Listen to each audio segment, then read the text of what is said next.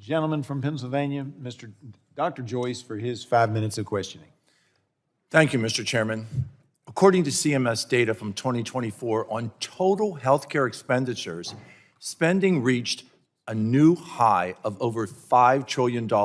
Notably in this report, hospital costs, which now make up over 30% of that $5 trillion, are the steepest rising costs being paid by the American patient. One of the reasons driving this has been the trend of hospital consolidation, leading to regional monopolies dominating markets. I hope that this is a topic that this committee will explore in future hearings. For our insurers on the panel, please raise your hand if you agree with the following statement.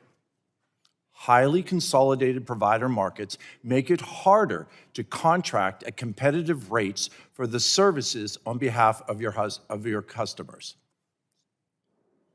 I see that Mr. Helmsley, Mr. Joyner, Ms. Bodeau, Mr. Cordani, and Mr. Markovich have all raised their hands.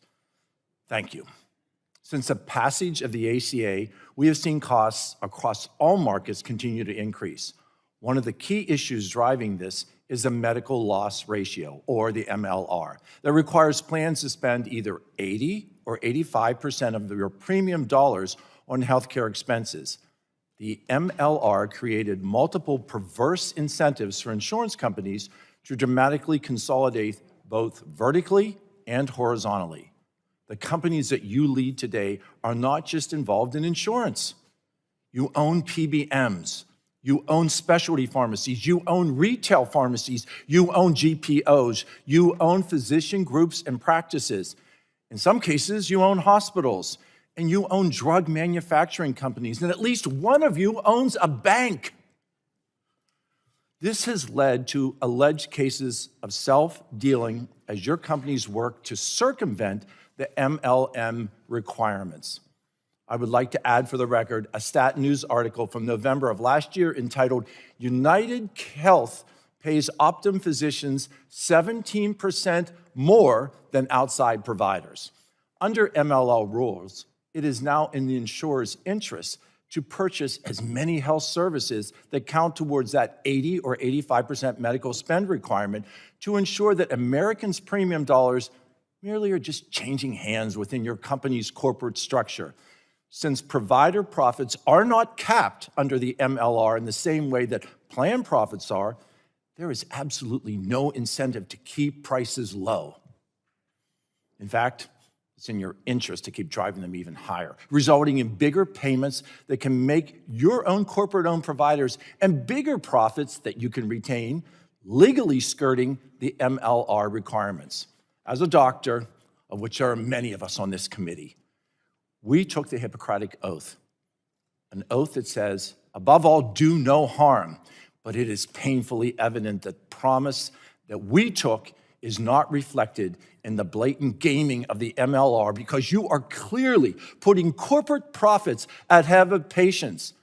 And ultimately, each and every one of you are hurting those patients. Transparency in this area is critical for us to truly understand what's driving cost increases. And I would ask that by the end of February, in writing, to please provide to this committee the names, the size of the business areas of each subsidiary that your company owned that you have spent premium dollars that would qualify as a medical or quality improvement expense under the MLR. Can you please also provide the percentage of your dollar spend in each individual or commercial or Medicare Advantage market that went to the subsidiaries that you own? And can you provide a breakout of how your negotiated rates compare for services delivered by your affiliates versus a non-affiliate provider? Please raise your hand to indicate that you will provide the committee with that information by end February.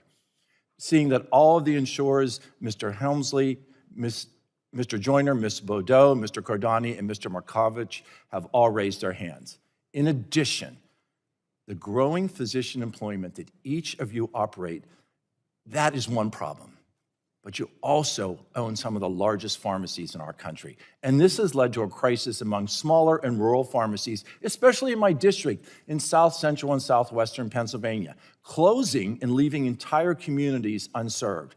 I would also like you to provide in writing a comparison of total cost and spend for routine dispensing fees when you pay a community pharmacy in your network against what you pay a pharmacy that you own. Please raise your hand to indicate that you will provide this committee that information by the end of February.